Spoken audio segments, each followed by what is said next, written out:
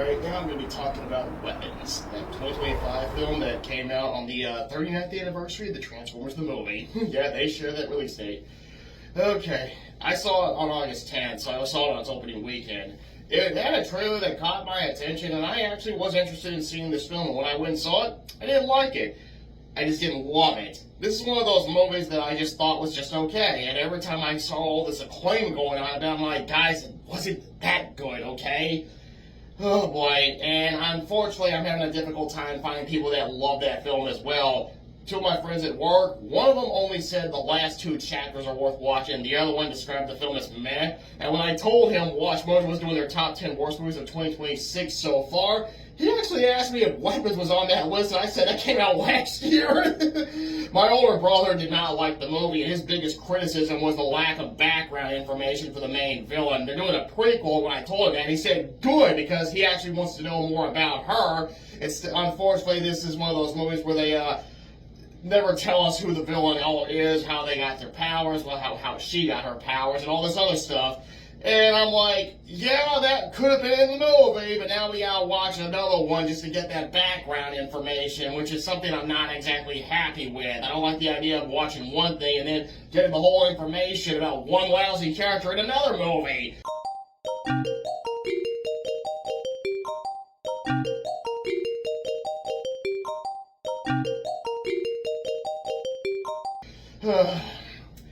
The movie is divided up into 6 chapters. First is the teacher, then is the father, then is the cop, then is the drug head, then is the principal, and then is the little boy. The teacher is the one who's being accused of the disappearance of all the kids in her classroom except for one. Yeah, only one showed up to class that day. The movie opens up with all the kids running into the night, doing that tea thing that I know is catching people's attention. And the principal is trying to back off everybody while they're all accusing her of having something to do with the disappearance when they have zero proof that she had anything to do with it. The father, I understand his concern, but he's the character in this movie that I kind of resent the most because he's always falsely accusing her when we know she had nothing to do with it. Now, normally in films, I usually defend the characters when I hear other YouTubers say, we already know that information, and I'm like, but the character in the film doesn't know that. But this is one of those times when I could not overlook that. I actually said, you know what, buddy, shut up and leave her alone. She had nothing to do with it. And, well, the cop is her ex-boyfriend. He's married, but she still likes him, and she has zero problem seeing him behind his wife's back. And then whenever his wife finds out, man, we get this scene in the movie that I actually didn't like. And this is a scene I'm amazed no one ever talks about, is whenever the wife is following her in that convenience store. Yeah, when I'm like, is that woman following her? And I'm like, yeah, she's following her. She throws her down, and she started pouring liquor on her. And I'm like, was she ready to burn her? And yeah, they did. Oh man, her cop boyfriend, her ex-boyfriend that she still likes, he basically has a little run-in with the drug head, who when he catches him breaking into a bill, I think it's a business or something, the guy claims he forgot his key. No, he did not. But whenever he reaches into the guy's pocket, instead of feeling it first to make sure there's nothing in there, which is what I would have done, he gets himself sticked by a needle, knocks the guy out, but when he goes in the squad car to clean his finger, he didn't realize his camera's on, which record the whole thing. So he lets the guy off with a warning. And there's another scene that happens that I also did really like, and I'm amazed no one's talking about, is when he goes and reports to his superior what he did. He's like, okay, I'll tell you what, that thing's gonna be locked, stored someplace. And in 30 days, it's gonna be taped over. But if that boy comes down here and wants to press charges, you are gonna be in some serious hot water. Yeah, I looked it up. Yes, he could be in serious trouble for what he did. And the guy comes back to the station, he unplugs and goes after him. And well, the drug head story is he's basically constantly stealing stuff to pawn to get money to buy crack. And when he opens that door that's unlocked, he dives inside. He's going through that backpack, dropping everything on the sidewalk with no problem at all that he's being a litter bug. And, but he sees that flyer or that poster, the ad for the missing kids for $50,000. He then goes and sees a house with all these newspapers stacked in there, and he letting him know that no one's there. He goes inside, he sees the couple, but he does the old thing. But he does learn that their kids are there. And the thing is, in the teacher's story, we learn the kids are there 22 minutes into the film. I mean, it's clearly obvious that's there where they're at. The windows are all newspapered up. We see those two people just sitting and staring. We know the kids are there. And then 27 minutes of the film, we see that character has a dream, and then we see the villain on the roof. So we now know who's behind all this. The father has a dream with that character as well. He also has a dream with a machine gun with a clock number 217 on it. I heard that the guy was just meditating, it popped in his head, so he just used it. Okay. And, oh man. So we know where the kids are at. We know who's behind all this. But this is a movie that goes by the rule that the mystery is why the kids are missing. Why did the villain take them? It's one in an episode of Darkwing Duck. He goes, who, what, where, sometimes why. Well, this is one of those sometimes why mysteries, because the main villain gets introduced in the principal's story completely 1 hour and 7 minutes. Whenever they're having that meeting in the principal's office. And the principal, who to me is the best character in the movie, who I believe also should have been the main character and should have followed him throughout the film. He basically tells her that he has to be the legal guardian, and there's been a complaint that has to be followed through, and she now has to get rid of him, and the one who followed the complaint. And the one is the teacher, who, of course, goes and stakes out the boy who showed up at class's house, and when she falls asleep, the boy's mother comes out and like this with some pair of scissors, cuts off some of her hair. It's kind of funny. They should have just done it more like in a stop motion way. I would have been laughing nonstop that happened. Well, she then goes back to Marcus's place, and this was Marcus is there with his husband, who to me is a terrific shopper at a grocery store, because I used to work at grocery stores, 2 to be exact. You have no idea how annoying it was when people picked up stuff, didn't want it, and just threw it wherever they wanted, and we had to grab it and take it back to put it in its place. Marcus's husband, on the other hand, always puts it back. That's a good shopper for a grocery store employee. Well, they were having a nice little evening watching Parasite videos. They got Mickey and Minnie Mouse shirts. And then Gladys shows up. She takes over Marcus. She gets him to kill his husband. But the thing is, Marcus pukes out all this black goo. And yet, whenever the main villain and Gladys takes over other people, they never do it.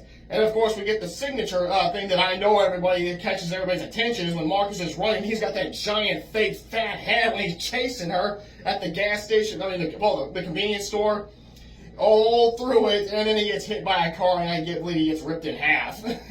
Oh boy.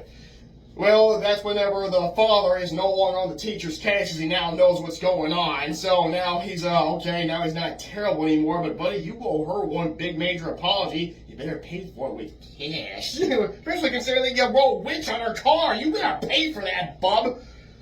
Okay.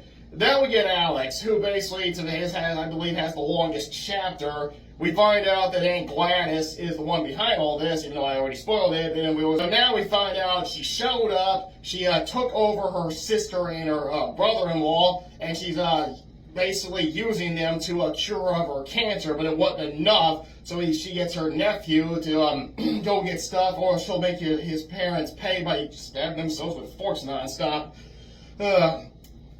He does what she asks. She performs the ritual. She brings all the kids there. So the why is she needs them to cure herself, and that's the whole mystery, and that's the solving the mystery. Well, unfortunately, the teacher and the father, now that they know where they're at, because the father was doing the old drawing a straight line, and whenever he pointed at that one place, it's at Alex' house. We knew that a long time ago, but once again, the mystery is why.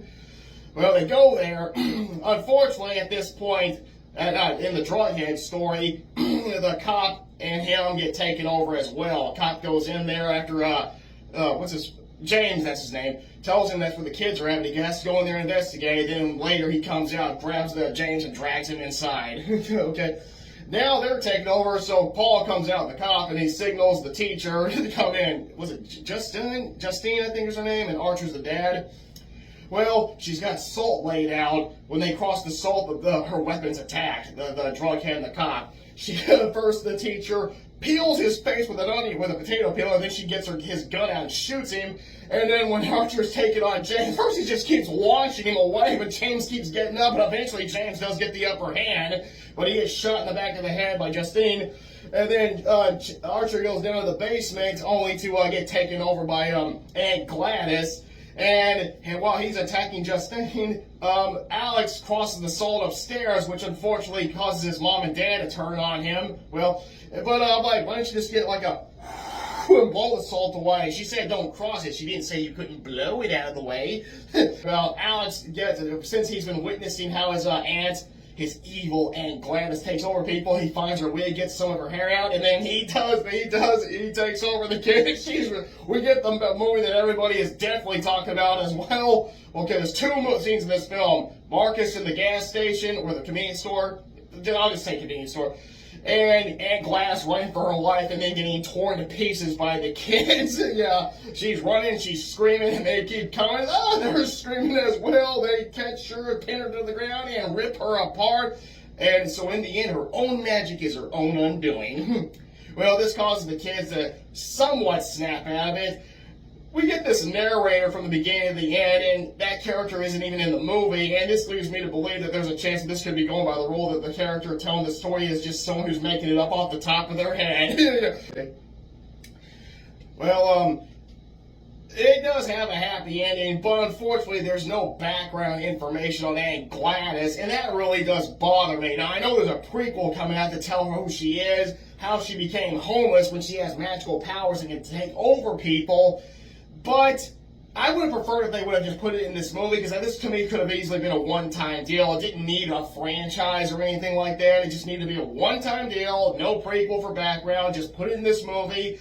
And to me, how I would have done that is the backtracking parts of the chapters, I probably would have cut those out, or I would have just had the film evolve around Marcus, Alex, and some of the other characters. But I would have never had Marcus taken over. I probably would have had the dad or the... James and the cop I would have kept. I probably would have changed it to Archer instead. He had Archer with that fat head chasing after Justine and Marcus saving her. That actually would have been pretty funny to watch.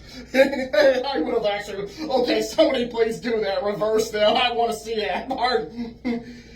Now, even though I'm speaking positive and praising it, because I do like the film, but I only like it in the just okay category. I really didn't see what the big deal is with this movie. I just thought it was just okay. And yeah, I sound like I love it, but no, I don't. I just thought it was okay, and honestly, I think it is pretty overrated. And I actually wouldn't go as far as to say it's the most overrated movie of 2025. I know a lot of people are going to get negative at me and say, like, well, the way you were talking, it sounded like you were loving it. Yeah, well, sometimes some stuff is more fun to talk about than it actually is to watch. I've done that with a number of other things. Take my word for it. This is actually not rare for this to happen. A lot of times it happens. And every time I'm on Facebook and I see these people do horror movies that you feel overrated, Weapons keeps appearing on that list, so I'm not the only one that thinks that. But I do still like it, but just in the just okay category. But I still will recommend it, because, yeah, it's still worth watching, but no, I don't think it's as great as the film. Everybody, I gotta stop repeating that, because I think I've said too many times, but, well, I am interested in checking out Aunt Gladys, and I'm really hoping that they do not make her a sympathetic character, because I'm like, no, we're not doing this again. We need to stop doing this. So, for the guy who's making this, the prequel, please do not try and make her a sympathetic character. I'm begging you, please don't do that! Boy, pretty please with sugar on top.